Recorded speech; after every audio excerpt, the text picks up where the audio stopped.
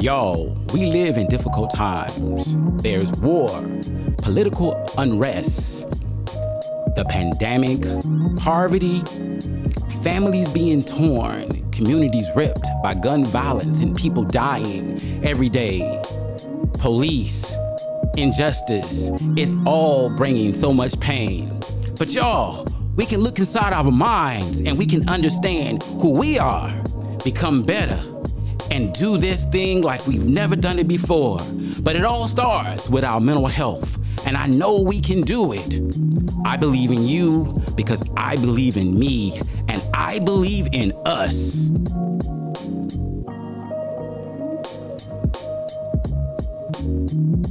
Hello, everyone, and welcome to another episode of Therapy is Life, where thinking, feeling, and experiencing well-being is the name of the game. That's right.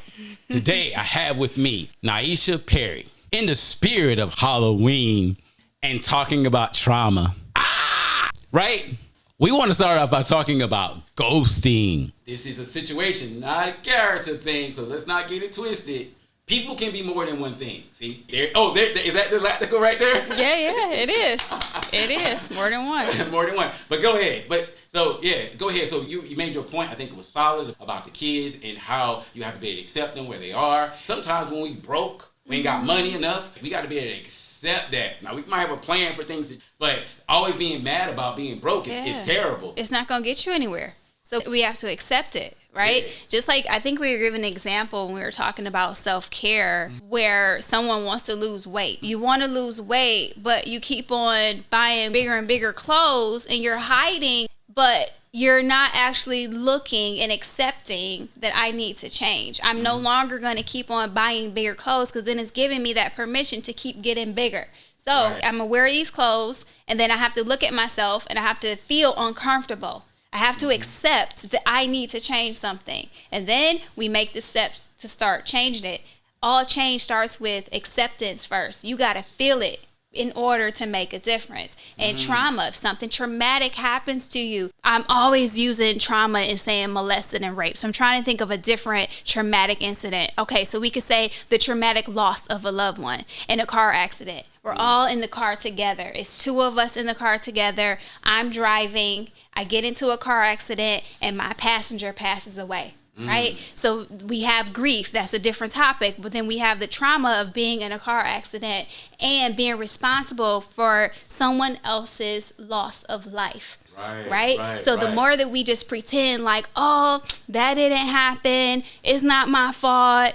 People die, mistakes happen, and we don't really think about it. And we just try to put it in the back of our minds. The person is gone. I got to move on with my life. Right? And then something comes up, a trigger, it's raining outside, you're driving, and next thing you know, you're having these trauma responses in your body. And something is telling you at some point, you're going to have to deal with this trauma. You're going to have to accept that, yes, you were in the car and this happened. Right. The more that we start to accept it and understand, I can't change it. I don't agree with what happened, but I got to believe that this is true and it really happened. Then we can start going through the therapy, the skills, so we can heal. But you can't heal if you think it's not a problem. Exactly. And I think we live from a cultural perspective, that was so good. From a societal standpoint, I think, at least in our part of the world, we tend to teach avoiding our emotional states versus embracing it. And I think we do it by offering these things to automatically or to promote just feeling better. Like, there's a drugstore everywhere. If you feel bad, just take something, right? Yeah. Or, better yet, man, everywhere you turn, especially in the hoods, there's like a liquor store on everywhere. And self-medicate. We find all these ways to avoid feeling what we're feeling. And then what a lot of people do is they go and they get in these relationships because they make them feel good in the moment, but they don't have any long-term, lasting, constructive impact on them. But for the moment, they're not dealing with what they feel. So whether it's a trauma or a grief, like, I just don't want to feel it. I don't want to talk about it. I don't want to deal with it. Yeah. So we go and do this stuff thinking it's going to make us feel better, but we don't address the question because it's of going our to start trauma. spilling out. Yeah. It starts spilling out in different situations. If you do not heal, you do not address this stuff, and then you think like, okay, I'm going to self-medicate, drink, smoke, whatever, and then I'm going to get into a relationship. That's where trauma bonds are formed. That's where codependency is formed, in relationships. How can you be in a healthy relationship when you are not healthy yourself? Exactly. So that stuff carries into your relationship, and then we get into the trust. You don't trust your partner because you haven't healed from what happened to you before. Then we have people who have issues with abandonment in childhood, and we get into these relationships and we're so fearful that the person is going to leave us. So we start people pleasing.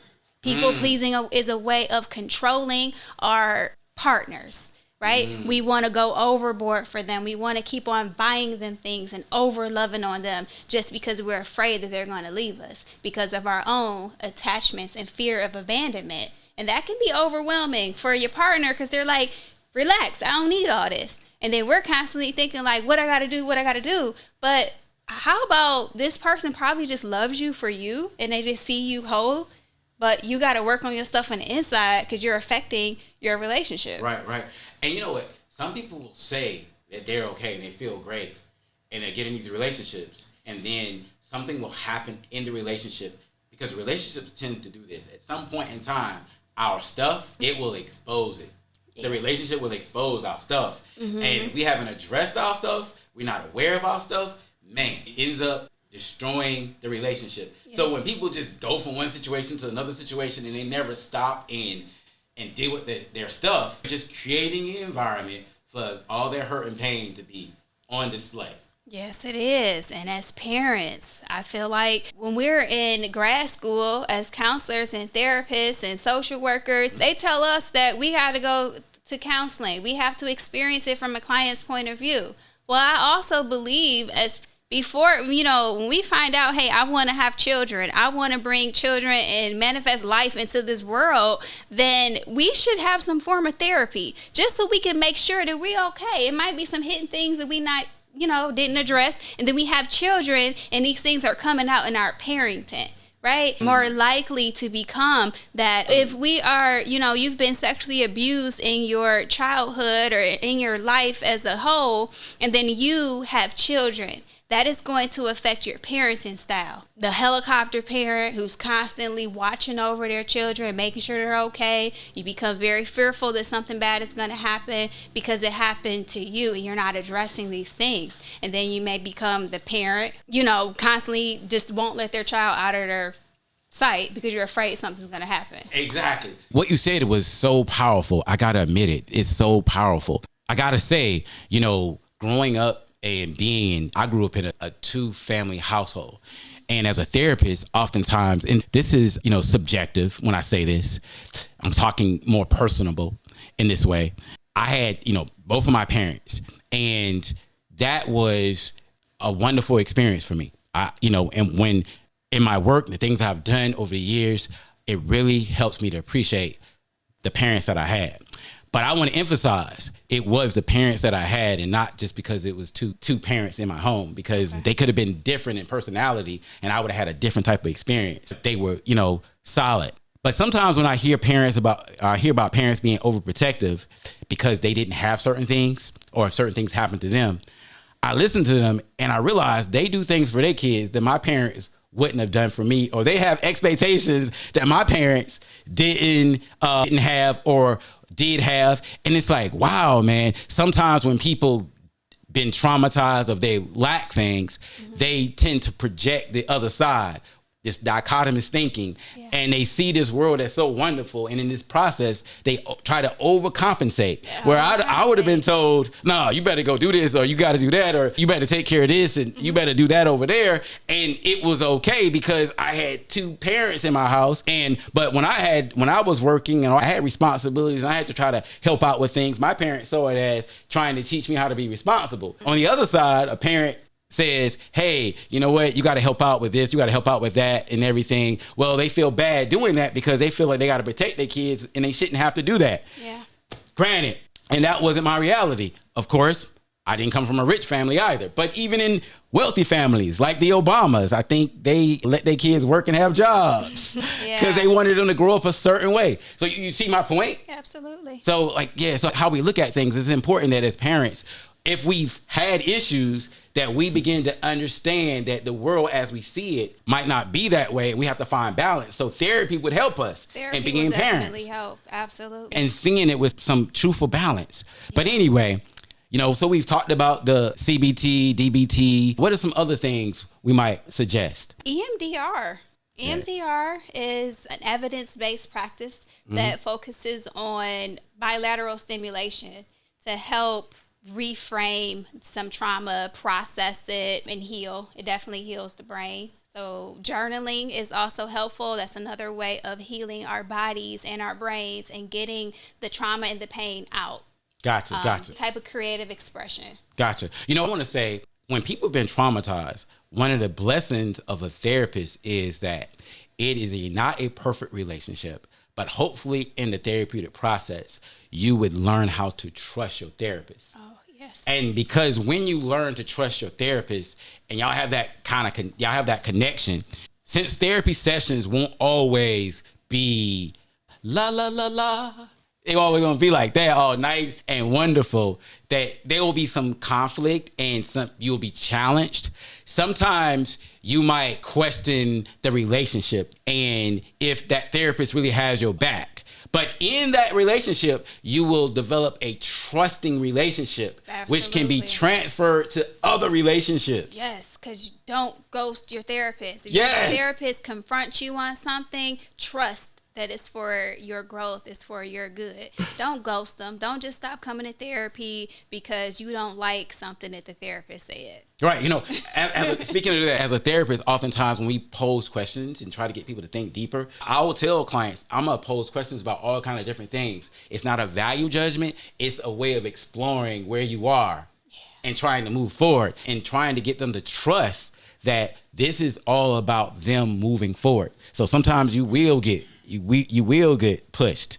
You will get that way, but you don't ghost your therapist. It's in love. It's in love. Yeah, it's all in love. Being assertive, because that being assertive and helping people understand how to be assertive so they can express their needs, but also with being assertive, being respectful and decent and giving people information versus being hurtful or being passive and not really telling people what's going on with you, saying you're okay when you're really not. Some other things we might do when it comes to trauma, because trauma cannot be something that's just processed in a therapy session.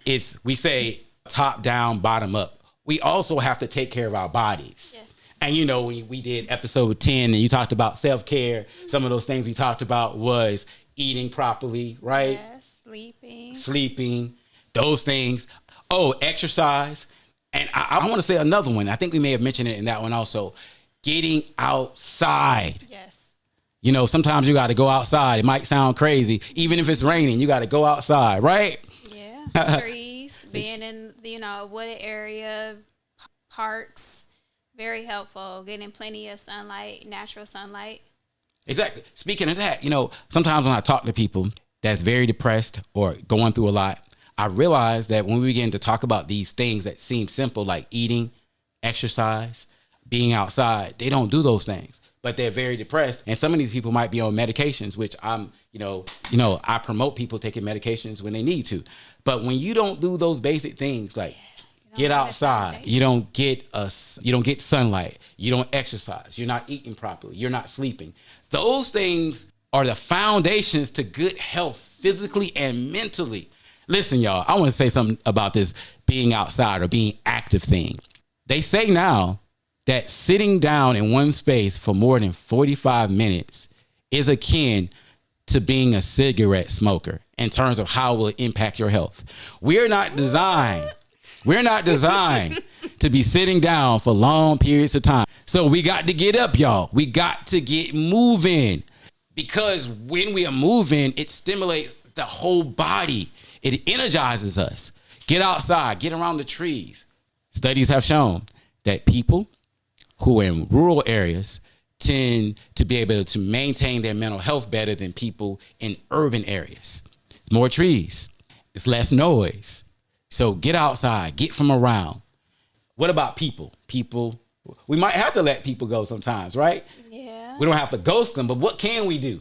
Oh, yeah. There's some people who, are constant triggers, or people who lower your self-confidence. You can just communicate, I don't like how I feel when we're hanging out, or you've said some things to me that really hurt my feelings, or that were really, inappropriate.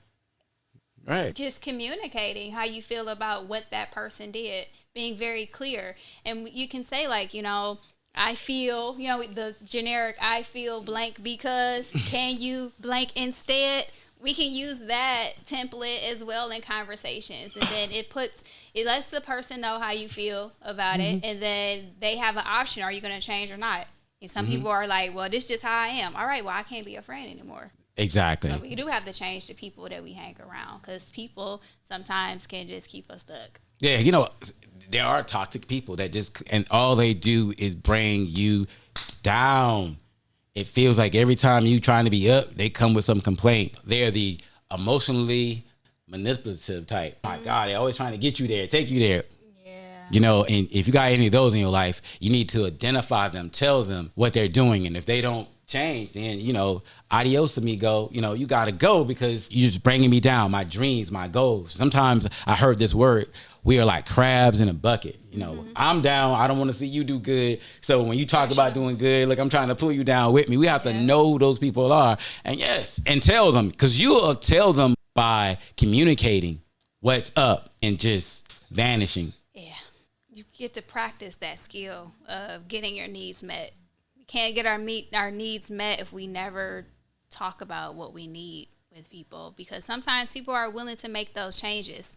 If you tell them how you feel about something, or something that you need them to do differently, they might be willing to make those changes. So we won't know until we ask. That is a sign of a healthy relationship. And if you've been in trauma your whole life and everything has been explosive and chaotic and confusing, then maybe that might seem difficult to approach people in that way. Because I realize that when people been in that, it seems very logical and rational to stay in that place, because they're not comfortable being outside of that box. So they think they have to stay that way. So many people that I talk to that have complex trauma, when you begin to look at ideas, they always go back to the stuck place, the same routine, the same pattern. Listen, they want to talk about the same stories. That's why my hashtag, live beyond your pain. Some people cannot.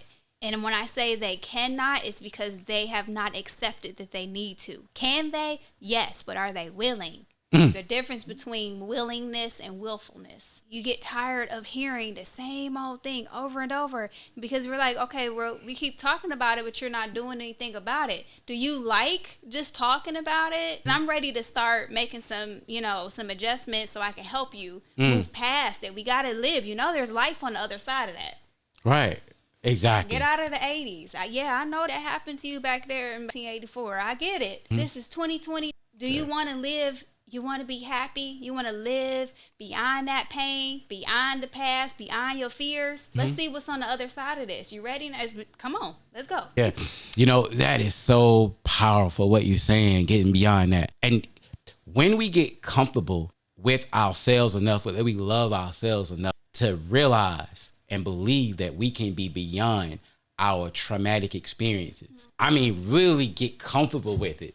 And we believe that we're deserving of something different, and we emotionally can see it and intellectually can understand it, then I think we can do what you just said. And so if we are evaluating ourselves and we don't see ourselves in that place, it's so imperative that you seek out help, because trauma will cage you for the rest of your life, and your story will be only the reflection of the trauma and the chaos and the confusion, the pain and suffering, what might move on from generation to generation. But we're here today to break generational curses. We're here today to break pain and suffering that has gone for generations. We need to stop it. So we have to change our thinking, change our behavior, so we can move in a different direction. Niesha. Say that. You got anything else you want to say? It's been lovely, girl. I think we covered it, because this is a topic that we can go on and on, but I feel like that's enough for our viewers for this moment. Yeah. All right. Yeah. All right. Hey, Mr. DJ, we gonna stop this party. But, you know, we could go on and on, but we ain't gonna do that to the break of dawn. So listen, if you like this discussion, please go down to the comment box, add your questions, your comments. Like and subscribe. Like and subscribe, you heard that? And we'll see you in the next episode. Now back to the lesson at hand. All right, enjoy.